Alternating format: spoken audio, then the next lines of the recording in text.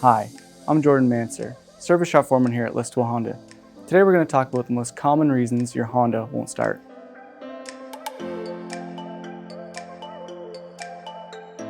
The first one to be aware of is a dead battery or alternator.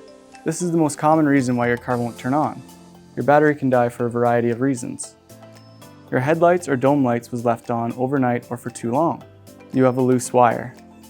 The water inside the component evaporated, leading to poor conductivity. Or the battery's lifespan has expired. Some common symptoms include no lights in your vehicle will turn on.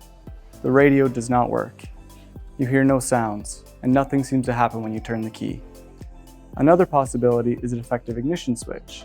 If you know your battery is working properly, but your car doesn't turn over on the first few tries, you might have a problem with the ignition switch. If this is the case, your lights in your vehicle should still be able to turn on.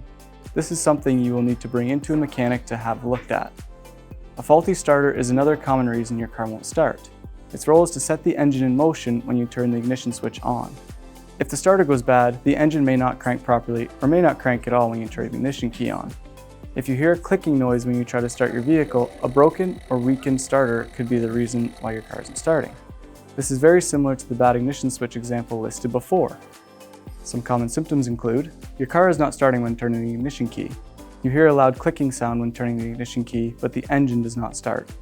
The last one may sound silly, but your fuel tank may be empty. Forgetting to fill your tank or letting it run too long on empty may result in an empty fuel tank. If your vehicle won't start, call roadside assistance to help you diagnose the problem and discover what steps to do next. Thank you for watching. We hope this helped you learn more about some of the most common reasons your vehicle won't start.